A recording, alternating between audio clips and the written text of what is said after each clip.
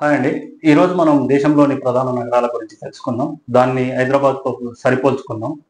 ఈరోజు ముందుగా మనము ముంబై నగరాన్ని గురించి తెలుసుకుందాం. ముంబై నగరం అనేది దేశ ఆర్థిక రాజధాని. అదేవిధంగా చాలా ఇండస్ట్రియల్ పరంగా గానీ, ఫ్యాషన్ పరంగా గానీ చాలా ముందు అడుగున్న నగరం. దేశం మొత్తం ఆర్థిక వ్యవస్థ మొత్తం ముంబై నగరంలోనే కేంద్రీకృతమైంది. ముంబై నగరం అనేది దాదాపు 80 కిలోమీటర్ల వరకు విస్తరించి ఉంది. ముంబై నగరానికి ఒకవైపు సముద్రం, ఇంకోవైపు పూణె, ఇంకోవైపు సూరత్, ఇంకోవైపు మహారాష్ట్ర మొత్తంగా ఉంది. ముంబై నగరం అనేది దాదాపు ఇప్పుడు 100 కిలోమీటర్ల వరకు విస్తరించి ఉంది. ముంబై నగరానికి ఉన్న అడ్వాంటేజెస్ ఏంటంటే సముద్ర మార్గం ఉండడం, సముద్ర సరుకు రవాణాకు అనుకూలంగా ఉండడం, ఇతర దేశాలకన్నిటికీ సముద్ర మార్గం ద్వారానే అది చేయడం. ఇది 7 ప్రాంతాలుగా విస్తరించి ఉంది.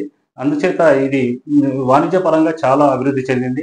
ఈ ముంబై నగరం అనేది దేశ ఆర్థిక రాజధాని ఉండడం వల్ల అన్ని సంస్థలు గానీ, అన్ని భారతదేశానికి సంబంధించిన కేంద్ర సంస్థలు గానీ, వాణిజ్య సంస్థలు గానీ అన్నీ కూడా కేంద్రీకృతమై ఉన్నాయి.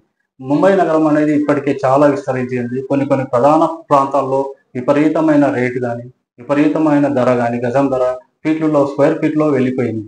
ముంబై నగరం అనేది ఇప్పుడు దాదాపుగా 100 కిలోమీటర్ల వరకు విస్తరించి ఉంది. ముంబై నగరానికి ఈ సముద్రం ఉండడం వల్ల అదే డిసడ్వాంటేజ్ అయింది. ఏదైనా వర్షాలు గానీ చాలా రెయిన్‌ఫాల్ అయినప్పుడు లోతట్టు ప్రాంతాలన్నీ బాగా మునిగిపోవడము, స్లమ్ ఎక్కువగా ఉన్న ప్రాంతాలన్నీ కూడా కలుషితం అయిపోవడము, ముంబై నగరంలో కూడా అతిపెద్ద మురికివాడ కూడా ఉండడం జరిగింది. అందువలన ముంబై నగరం అనేది దాదాపు చాలా వరకు విస్తరించి ఉంది. అది అభివృద్ధి చెందింది కాబట్టి అది ఒకవైపే విస్తరిస్తుంది. అందుచేత ముంబై నగరం అనేది ఇప్పుడున్న పరిస్థితులకు అనుకూలంగా లేదు. అది దేశ ఆర్థిక రాజధాని కావడం వల్ల కూడా ప్రపంచ శత్రు దేశాలు గానీ, మిగతా దేశాలు గానీ దాని మీదనే కేంద్రీకృతమై ఉన్నాయి. ఎప్పుడైనా కూడా ఏదైనా యుద్ధం అయితే కూడా ముంబై నగరం మీదనే అటాక్ చేయడానికి అవకాశాలు ఎక్కువగా ఉన్నాయి. అందుచేత ముంబై నగరం అనేది ఇప్పుడున్న పరిస్థితులలో ఒకవేళ సముద్ర మట్టం ఇట్లా ఒక 50 ఫీట్లు ఇట్లా పెరిగిందంటే మాత్రం ముంబై నగరంలో సగం భాగం మునిగిపోతుంది. అందుచేత ముంబై నగరం అనేది అనుకూలంగా లేదని నేను భావిస్తాను.